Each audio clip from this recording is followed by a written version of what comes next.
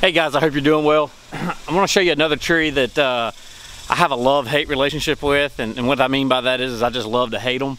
It's a Bradford pear. Anybody that's ever had one, if you don't hate them yet, just hold tight, you will. They're really popular because they grow fast. They have these white blooms in the springtime that looks really pretty, and the whole tree will be white. It'll look like a big snowball, if you will. The blooms stink to all get out, and then it drops them everywhere. Sometimes if a good wind will blow through, it looks like it's snowing.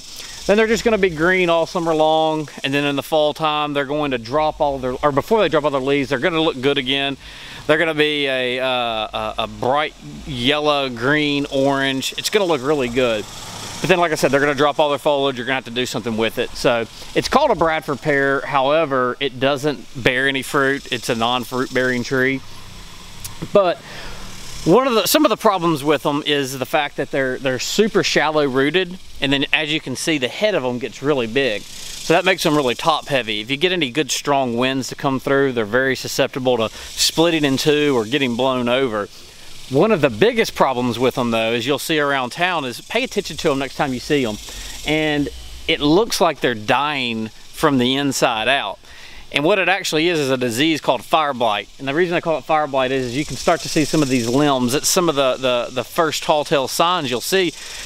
It looks like literally the limb caught on fire. It looks like the leaves have been scorched.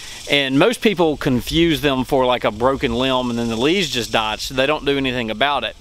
And truth be told, fire blight, it's a disease. It's caused by a bacteria, and there is no cure for it. So you can get in there and do some trimming, some selective pruning, and maybe do some mild treatments to kind of help with it, but really and truly there's nothing you can do to prevent it. So the problem is though, is that since it happens on the inside and then and up at the very top, most people don't realize that they even have the disease. Like I said, it gets confused for broken limbs and things like that. So by the time you realize, oh crap, there's something wrong with my tree, by that point it's usually gone too long. Like this one here, for instance, you can see up there in the very top, it's super thin, the limbs are starting to lie over. It gets all the little tall tale, little bore holes down at the bottom. This tree's gone, nothing you can do about it. There's nothing you can do to reverse it, to cure it. It just needs to be cut down. I'll show you some pictures of some severe cases too. As the disease progresses, it'll actually look like it's fall or winter time. It'll lose not all, but most all of its limbs and its leaves. Not its limbs, its leaves. It'll start thinning out, dropping dead branches. You just need to go ahead and get them cut down. There's no amount of watering, fertilizer, none of that's gonna work, none of that's gonna reverse it, nothing's gonna cure it. It's just a lost cause. So pay attention next time you're around town, or maybe in your own yard. Look at your Bradford pears, look up in the top of them, specifically the top center.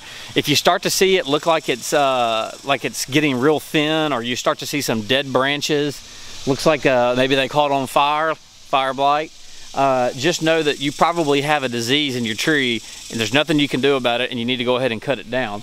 If you got any questions, send some pictures. Maybe we can help you identify it, make some suggestions, any recommendations. But anyway, if you got any Bradford pears, or if you've ever wondered what's going on with them and why it looks like they're dying, that's it. Y'all have a good day.